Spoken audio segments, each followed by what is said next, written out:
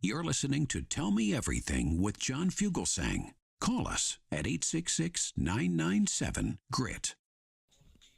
Right back at you. We are at 866-997-4748, 866-997-GRIT. Okay, people, can I say something right now, whether you like it or not?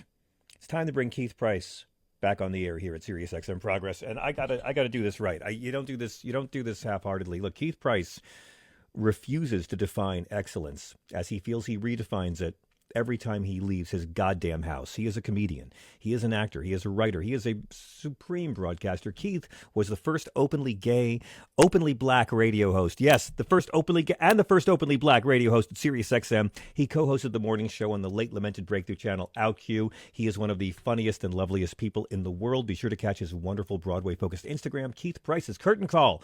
People of Earth, please welcome back our comedy daddy, Keith Boom Boom Price. Good evening. Well, hi, John. How are you? I'm wondering how you're enjoying the first 8 days in, Keith. We really didn't get a chance to. I know we talked about the first 24 hours last week, but I think we were both too medicated to remember a moment of that conversation. Now it's 8 days. It is just like a reality show for the government, extreme makeover, white supremacist edition. Anything anyone ever did to stop racism in government or business has been pushed aside, and that's the more innocent parts of the last 8 days. How are you, my friend? How are you holding up with this, and are you enjoying any of it? Well, the thing is, I'm constantly, saying to myself as everything keeps unfolding, and it's like, it's a lot of FAFO energy that I keep feeling because, I agree. you hear about the thing with the SNAP benefits and stuff like that, and it's like, well, there are a lot of disproportionate people, of course, that are affected by SNAP, but the majority of the people that are on SNAP are white people.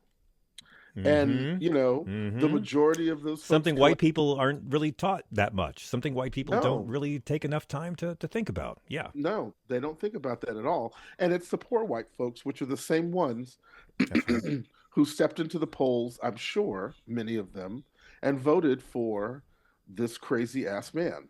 Correct. And now it's interesting, there's that FAFO factor that's happening, but it's disproportionately happening to everybody. And it's sort of like, I don't know if, this country can, wrap their brains around that. But like, it's like, if you stop and say that your hatred of a race of people or your disdain for those who choose to identify themselves by the gender that they choose, for Well, those that's people. bad to my life, Keith. If someone's identifying themselves by the gender with which they choose, that's hurting me and taking something away from me and my freedom. So I've got to put a e- stop to that person's happiness. You understand? exactly. Yeah, And it makes me and uncomfortable. again, and so to listen to all of that, and then you realize that the things that they were saying, about egg prices and gas prices and all of that other stuff, none of that's come into play in conversation. Yeah. That was not a priority to the administration. And Yeah. so, the mere fact that they led them to believe such is just like, it's the gullibility of these people. The thing that I'm hating is, it's the constant need to hear, oh, well, we all need to get together. We all need to get together. And it's like, listen, we all tried that get together thing, and some of you all tapped Who's out. saying that? Like who's saying that? No, that's what the thing is. Like, well, we still have to fight together, fight as a group, fight as a collective, and it's like, I want to do that. I'd love to see that happen, but we've tried that.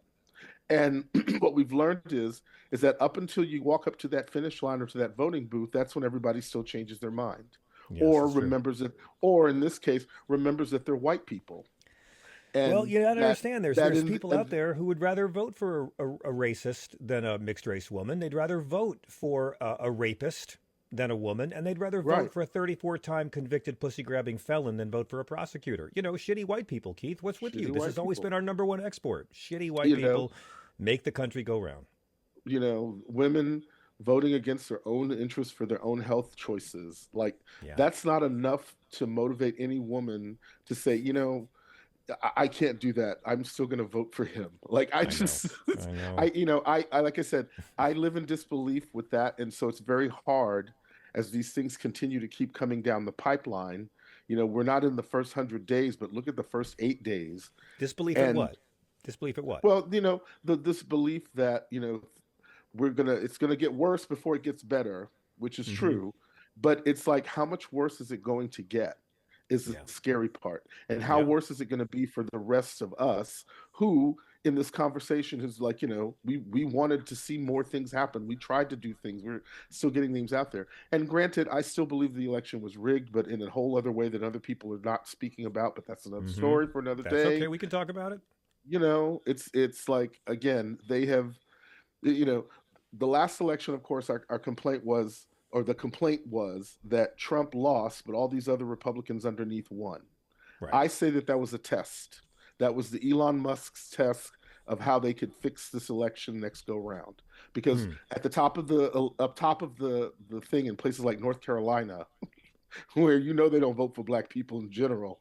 It's like the entire slate below Kamala Harris is, all these odd mixed black folks, all these weird Democrats, all of them have been nominated and put into those, elected and put in those places. But at the top of the ticket, you're going to tell me that that's not what's going on. Yeah.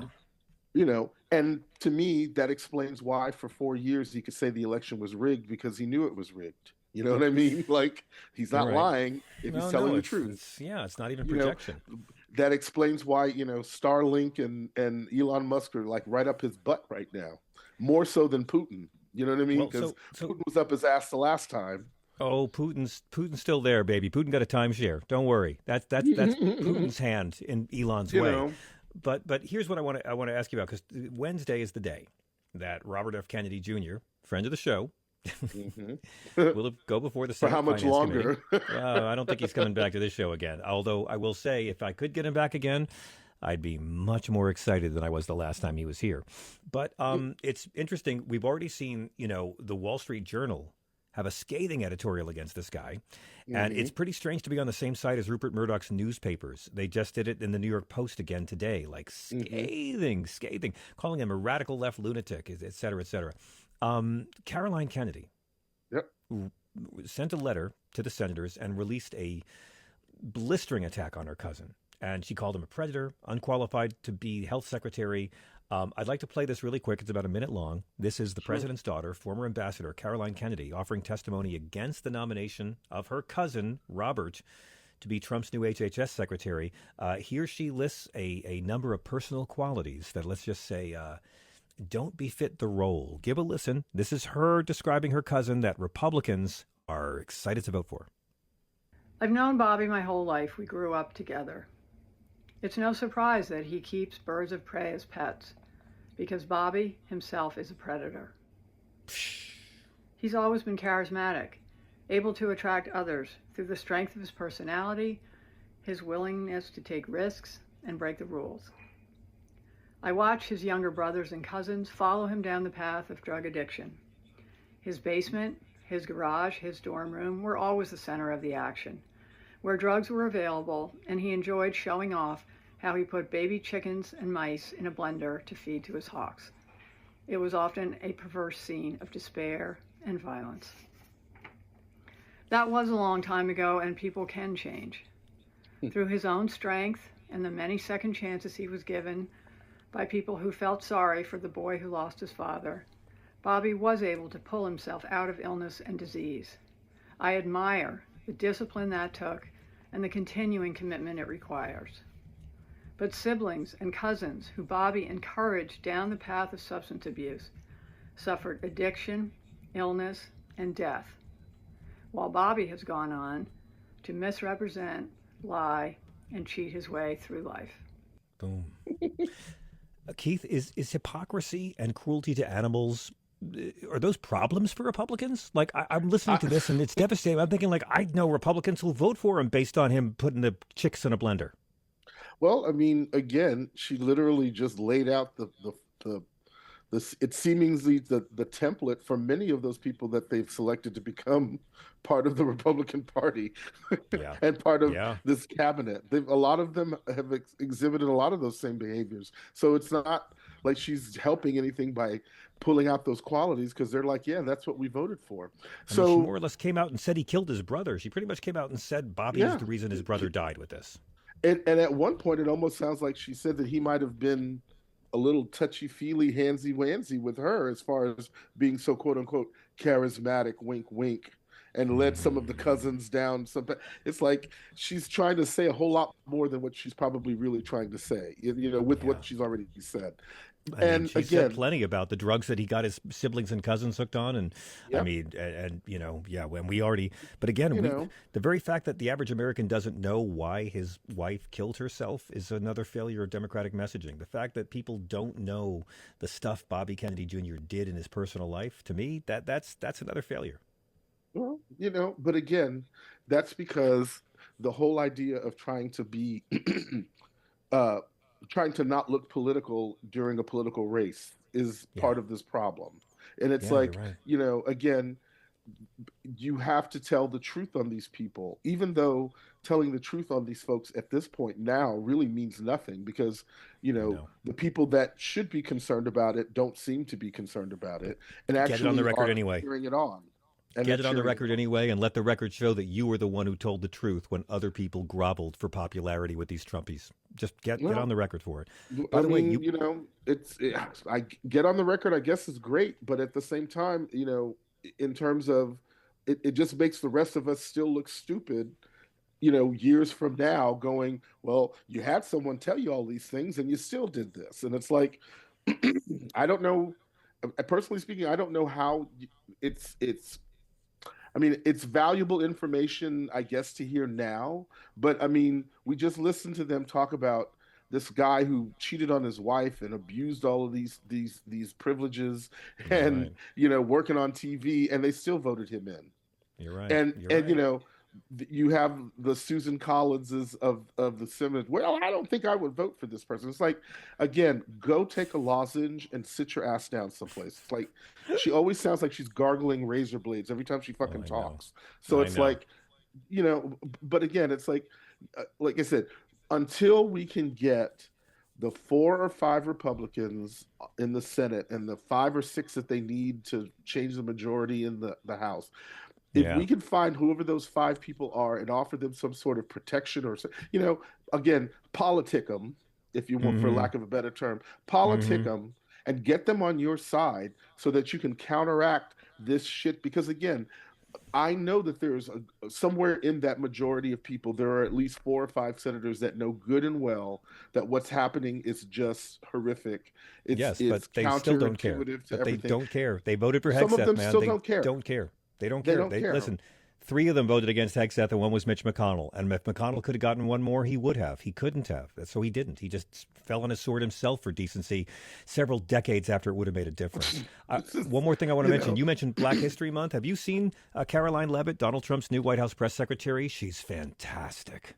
no. Fantastic. Oh, if you're looking for comedy figures and clueless racist blondes who wear ironic crucifixes, she's fantastic. And today they said to her, April Ryan asked, have you got any word on whether the administration will celebrate Black History Month?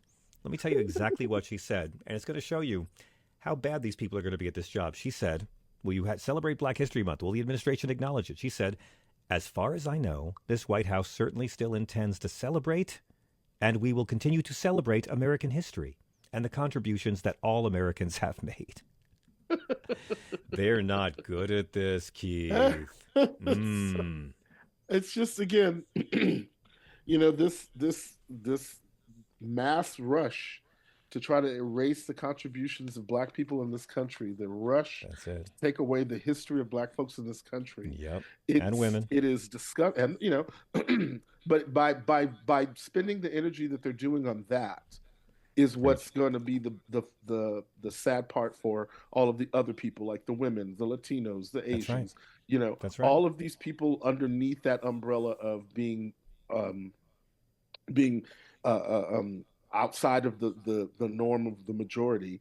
These folks, they're all going to suffer because they're choosing not to try to come to the aid of Black folks. And like, again, you let us, we stood out there, we're taking the hits, we're taking the heat, and nobody wants to stand on the line when it Yep. comes down to protecting the rights of us. Because the bottom line is, without all of those passages in 64 and 65, the Civil Rights That's Act right. and then the Voting Rights Acts, none of these people beneath us, including women, especially white women, That's would right. be able to enjoy the benefits that they were able to They enjoy. have benefited from what is called DEI. I'm not saying DEI anymore. I'm saying anti-discrimination policies. I'm done playing their game. You know, Done playing their yeah. game. Let's And go to the so phones. Oh, go ahead, let's Keith. do it. Let's Okay, do before it. the break, let's give me Lisa in New Mexico, who's calling us on line 5. Lisa, thank you so much for waiting on hold. We're getting to everybody's calls tonight. You're on Sirius XM with Keith Price. Hello.